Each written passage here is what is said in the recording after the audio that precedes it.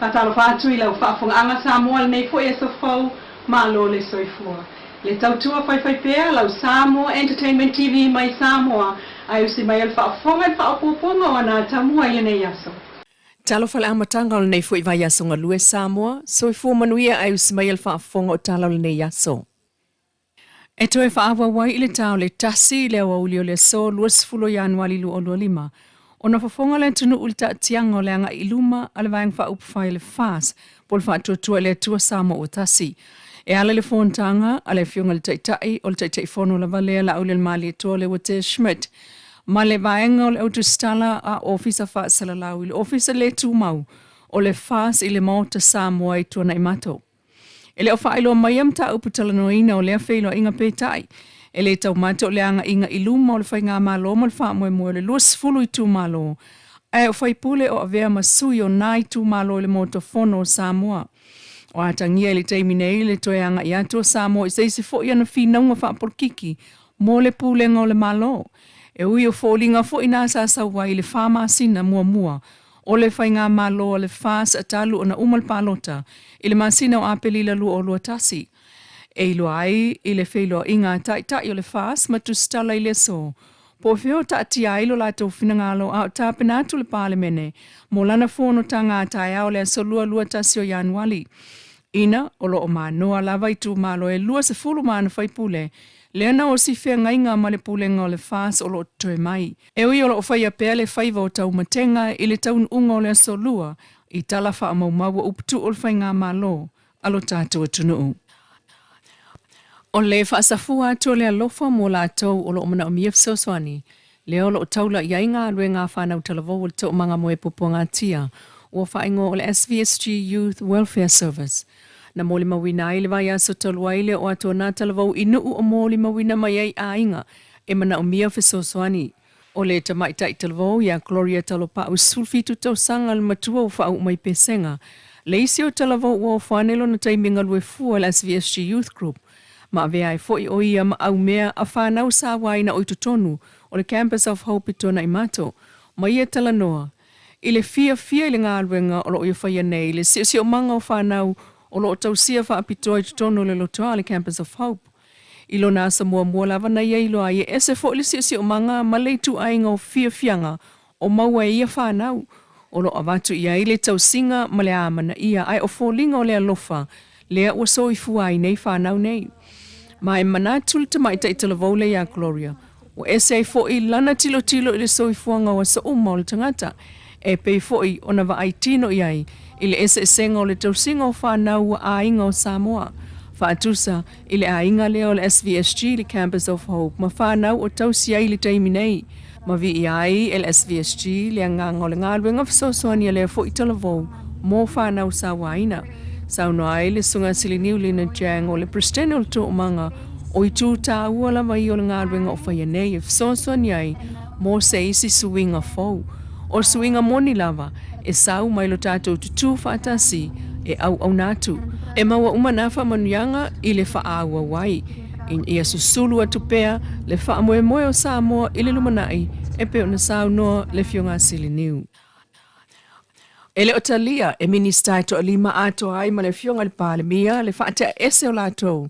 Ma le vaenga wha upufai al whaatotua i le atua Samoa o tasi po le fās. O le whaatete o Minisita ma le fionga le palemia ma le fās o nisi nao la sanga o whetalia inga.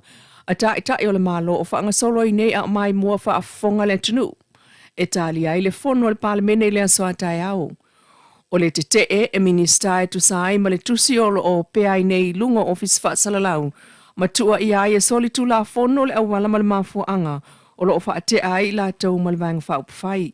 Vanga na ua whaamawai ese, pe o se whaamaoninga fo e sau mai le whaamsinonga e whaatulafonoina, le tusi e whaate a ese ai la tau mai le fās.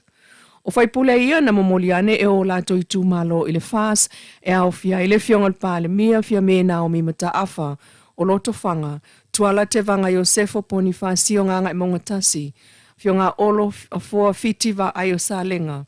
Le atinu Wayne Fong o whale Ata Lua, to e sulusulu Cedric Schuster, ma whawalo Harry Schuster. Ele o tu mamaina foi, ele to ono o ta uelunga. La lato tali mai ele whai unga taitai fono, Le sunga la auli le mali toa le wote pula te vau forces Schmidt ma le tele o le vaenga wha upu faia le fas. O le isi la asanga na tali te tau mai ai e le to ono o ta ua ilunga le nafa ai unga le taifono. O le ave ese o to finga Minisita lango fai pule o itu malo e se fulu tolu le fai ngā malo a Samoa. Mato e tuliloa mai i le ave ese o ta vale na avatu whaatasi iai ma le to finga Minisita lango. O le aso le ta pena i le palemene ma le ofisa o le fono, mo le feilo i ngā whaipule o itu malo le moto fono Samoa taia o le solua, lua sultasio i anuali. Mailo ai se atoanga o leisila asanga e o ialifai ngā malo o le fas, ai o le taita inga a le fionga le palemia. Peita i wawalo ia foi, le whaatumuli ai o le malai tia whau le vasenga o leo, ma la tau pau a mea e whaatontonu ai tangata whamalanga iai, i le malai tia whau le fono atai au. O tala wha solopito le whai ngā malo le fas, ai ua toe o se tausanga uma le paia inga mua o lana whai ngā malo. O le lona sfulu ono ili nei o anso talon tapu ni alfa lawi loa le Vodafone Samoa, ai o mail tai au le aso, o lo talia pele o whai telefoni tau o lumanga o le whalawi loa lea po le ticket, e malanga ai i apani matoe fo i mai i Samoa. Na amatal whalawi loa lea le Vodafone le aso sfulu Novema lu o lua wha, ai tapunia le aso whao i anuali lu o lua lima e peon whalawi loa ai, i le itu lau le company telefoni. Peita ai i le tali mai i tātou wala awa tupo a whewha alau loa i le manu malo sa whaapea mai e le o iloa se taimi. O anga waa o le se i sa o fia i le whaatau o lau credit sulima tā la Vodafone po le sili atu ma le whaatau o loa a le company telefoni le Vodafone. Mai sa anga waa i eitangata na nofo i Samoa lua ta sili tau sanga al matua ma sili atu vanga na eitangata siasi mai fafo tu lisi ma le ufai ngā ruenga le Vodafone. Ta ua ele official company telefoni le na utato sota ia tu iai ile tai au le so ele o iloa se taimi e whaalau loa ile manu malo le ticket i Japani lea ua lua masina talo na whaata wai ulu a ana paanga ile sfulima tala credit po o loa whaatau ale company telefoni. Bokova ai o ia le case le. Wa whakausanga. The police have failed. And that's the fail of the government of Samoa. Ole whakausanga le mo. Ole kalsanga aku mako. Pea mangi leo mai fafo. E investigate le makau. Nga whai leo le whai unga. O la fa se esen minska o leo ai se e ku le fionga ya kwala le anga nginga parliament. You witness it.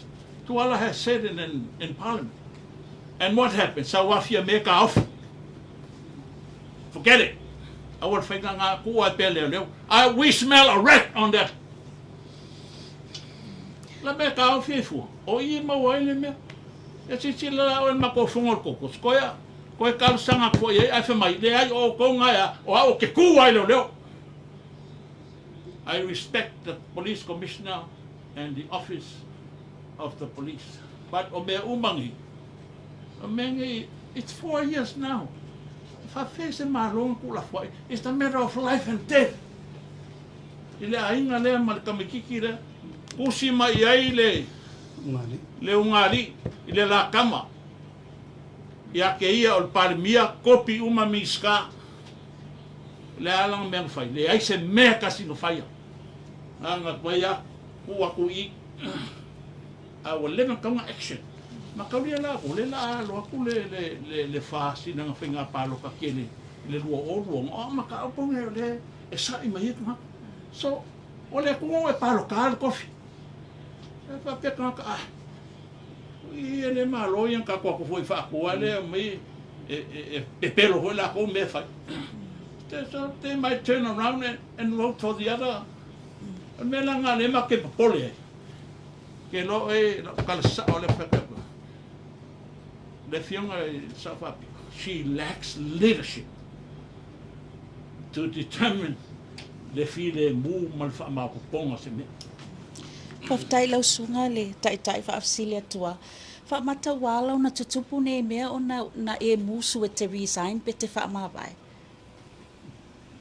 Ele la titir taimi na tala noa in ta upune. Fa tua uloa la kupul me e kia ingo wakule lo kamaya ulo office. I know nothing about it. o mea fo ia mako ainga whako koe le ko sa mo kasi se whape mai ia. Lauri, o lea ieri me lea nga i mai au e. Sa kwa kala ngopo le sao. Should take two sides of the story. O ale leo ia la ula me ka mai kai pāni via. And finally make the decision. E loka, ai whawhea la ua ia ka kau. Whakai kai whongo le vanga whai. Kangu mako kalangoa. Pe a whai e pui. E le wha pe pui a ungi whaia, no. E ka kaunga i er kulanga, ia le eva whakawhaka er kulanga. E whakalango, ima whasiri arum kau. Not even a minute. Kau loa, kai mira loka, ingo wakuna loa loka mai au. Au kai au kirisi masi. The next day is Christmas. O le ale mena whawhau mele melna. Waka pungi le kōt. O le waku au e loka loa velo, ka ofi au kai kang malala for the next 2 weeks. Hawa leo lengi riskala lengi me uka pungi le kōt. Ia, e re whapea o whai atu. O ke musu e whamawai. O ke la ngonga i loko whamaungi. O le ale me o le au whamawai e fua. A lame u whai ia u whapea ia i fo kanga ka kukupu wai cases whapea. Ele i fo sia whamawai, ele i whamawai fo. Whawhere case of fontoia o sui parbia. Charge, guilty, me se me kasing kupu. Whawhere kulanga e ato susuru lenga mawale o ngā. Nga whamawai, e ai. Ang whase e fo ale spiko. Whawhere case a fia me ma le former Attorney General. It was up there, nga whamawai, e ai fo. Whawhere case a mā ko wha i the private prosecution. Fia me, olo, latino ma. Nga charge o mako. Nga whamawai sis. E ai. Alala le me ua kuri a pua ia. Nga o karsanga ia fia me inga ua saule maka. Ua kalia u whai leo. Pa wala u kalanga whai. Hamone more. Review le leila u whai la. Nanga i leila i kiki ilo walu i lalo le meni ngei. O a ura sui kai kai. O le aingo le fast. O a ura kai fongo le fast. O a ura sui ku lou lava i le whape u whekore. O a ura sui makua le pare. Mengi re koe. E ka kaunga malama le po o sao. This is malicious prosecution. O kou lor merenga moria mo moaya. Kou se lau lima surkangi. Lan menga sau. Ni ai ma se meng wha maungi. Did I do that? No. Kere koe whaasanga e whaisa si kangi lango ke rofa le kung. Oi o ngā. I have a decision to say the mela wala le whai o review o whai. E umar mea ke maa lor wam singongo la lau kala la whai. I didn't do a sue back. Langa oi e mo, ele e mo e la uri ami o vale, a yanga whai court case e ke. E am mo e le tunu. Saying to here now. E la ua whai mai e ke o koru. Ol mea, a whai mamla maa koru mea nea. Whai mai fie me e ke o kulanga. Ok, fui whiri me e koru. Ok, step down temporary. Ok, wha maa vai. Ia, pe kuri roa. O mea ngai koru ngā mai o ke whiri ai. O whakulea fie me. Amore more. Koe sira si langi e po o sa o le mele la whai. A wakulo whai la le iti ele reviewing ala isi. Kere ropo e kaka ngō review what. Alu lo fie me aver cabinet. Au kasir kapingeka. E ave au a temporary step down se umalo vam singonga. Koe a mai vanu ka upunga le kokos. A koa le majority o kokos. E awang i wha maro lo au. Ai vakul fa kuanga ia koe ki kilo ia. Whalo lang kala le ponga maku fongo le fa fongo makusui.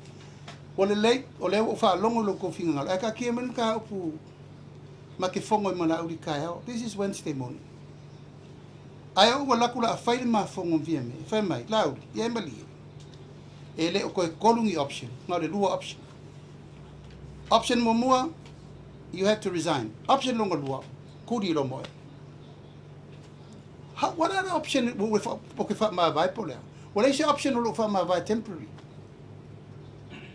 Buku sa mai lava force me to resign and kuri loma. Engo fa kulo le ye. Ongo le wala se option or temporary step down. Ya ka lo okay le fa ma vai la. Okay kari kong ilo nganga fa ma ngi se uma mai le fa ma singonga. Onga fair why should I be penalized? Lala me la claim mai lo guilty ai fa ise fa msingo. This is claiming my guiltiness iru mormalo o fa ma vai ngo. Ua. Tai lau whaafonga le tautua whaiwhai pēa le Samoa Entertainment TV mai Samoa ili nei fo i tula mana Ata Mua. Whaktai fo i le Wendy's design o lo i funga lei mo le ofu mātango fie ai whaasoi fo ia.